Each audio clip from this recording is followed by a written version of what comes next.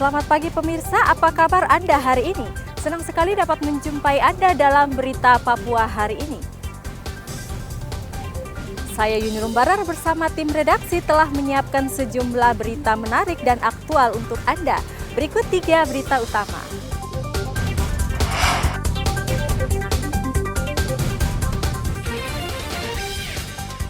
Sebuah masjid di Kabupaten Puncak Jaya terbakar.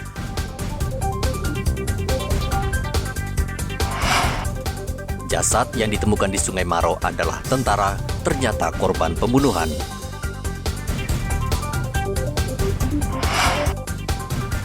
Pesta kembang api warnai pergantian tahun di Merauke dan Mimika.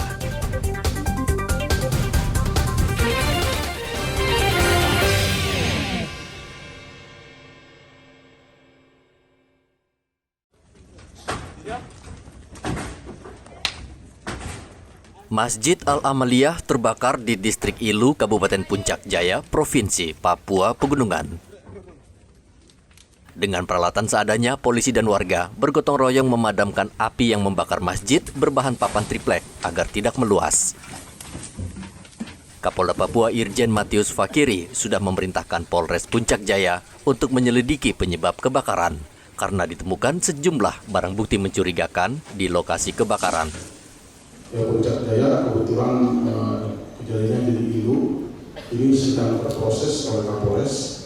Memang ada terjadi pembakaran, tetapi itu sedang berproses apakah pembakaran atau terbakar karena kejadian itu 4 subuh. Dan saya tidak mau itu dikait-kaitkan dengan tadi isu duka ya, duka yang namanya jauh.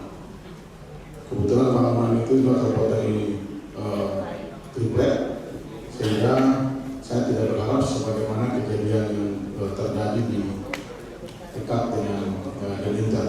Memang satu ruko yang terbakar merambat menjadi 25 bangunan. Kebakaran Masjid Al-Amaliyah menimbulkan kecurigaan karena di lokasi ditemukan sebuah botol minuman keras di tempat wudhu. Selain itu juga polisi menemukan jejak kaki di pintu gapura masjid. Polres Puncak Jaya juga meminta keterangan sejumlah saksi. Hendra melaporkan dari Puncak Jaya, Papua Pegunungan.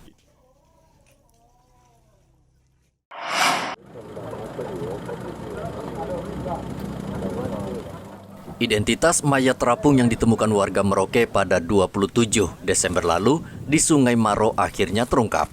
Jasad tersebut adalah tentara. Pratu Andri Irawan, anggota TNI Lanut di Mara, Merauke. Pratu Andri yang berusia 25 tahun ternyata dibunuh karena di tubuhnya ditemukan sejumlah luka benda tajam. Korban dihabisi kemudian mayatnya dibuang ke Sungai Maro. 2 tentara yang diduga pelaku pembunuhan telah diringkus. Meninggalnya salah satu anggota dari Lanut Johannes Abraham di Mara, Pratu Andri Irawan, tanggal 26 Desember kemarin. Itu setelah ditemukan, kemudian kita berupaya untuk mencari karena ada indikasi ternyata ada oknum dari Lanut DMA sendiri yang terlibat dengan inisial yang seperti Bapak mungkin sudah tahu inisialnya MA dan OS. Nah itu sekarang sudah kita tahan dan dalam proses investigasi. Kemudian untuk almarhum kemarin saya sendiri sudah mengantar beliau ke Sorong Selatan, kemudian kita makamkan dan alhamdulillah orang tuanya juga sudah bisa menerima dan semuanya bisa berjalan aman lancar dan kita akhiri dengan penghormatan terakhir yaitu upacara pemakaman secara militer. Jadi itu yang paling tinggi di TNI. Kemudian kasus ini sudah ditangani oleh TNI AU dan kami akan menuntaskan kasus ini secara tuntas dan transparan supaya tidak terjadi lagi di kemudian hari masa mendatang. Ya, gitu. Kemudian ini memang butuh waktu karena masih proses investigasi. Saat ini tim investigasi Mabes TNI Angkatan Udara sedang menyelidiki kasus ini. Sementara motif pembunuhan diduga karena sakit hati. Jenazah Pratu Andri Irawan saat ini sudah dimakamkan keluarganya di Sorong, Papua Barat Daya.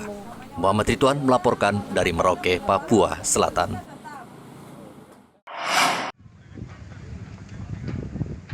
Untuk mencegah keributan dan gangguan selama perayaan Tahun Baru di Merauke, Papua Selatan, Polres Merauke memerintahkan pemilik menutup seluruh toko yang menjual minuman keras.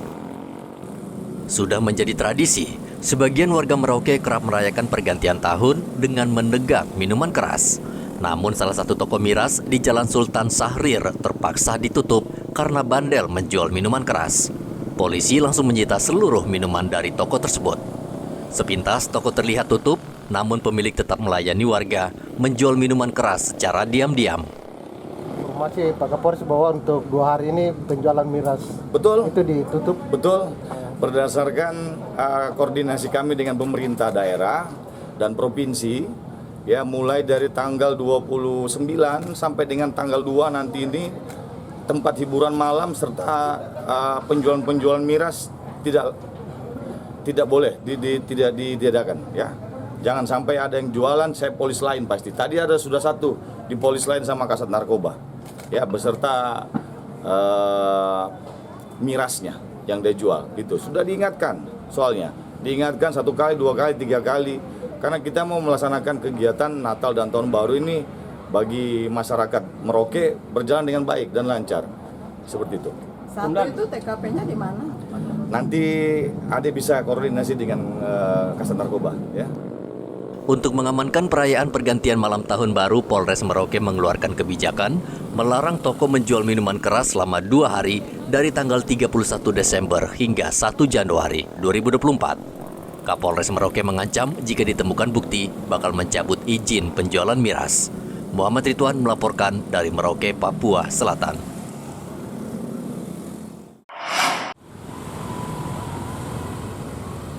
Kasus kecelakaan lalu lintas di Merauke, Papua Selatan tahun ini meningkat tajam dibanding tahun 2022.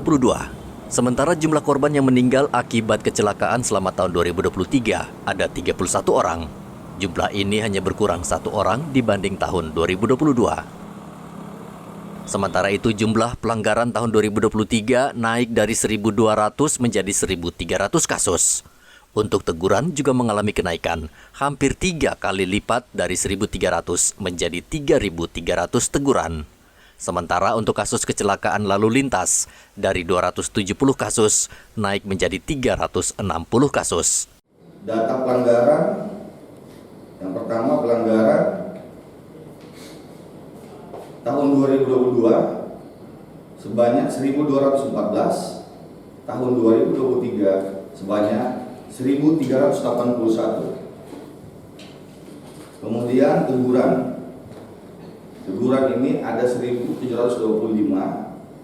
Kemudian di tahun 2023 3.221. Laka lantas ada 227 di tahun 2022. Di tahun 2023 ada 367. Laka korban MD 32 di tahun 2022, di tahun 2023 31. Laka korban LB luka berat, ya.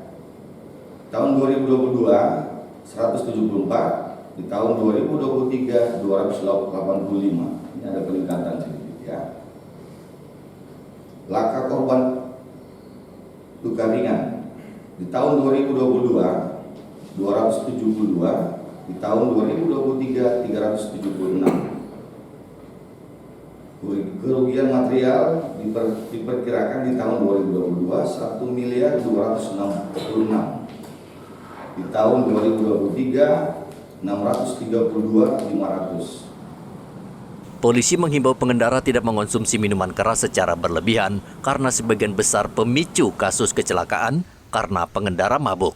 Muhammad Ridwan melaporkan dari Merauke, Papua Selatan.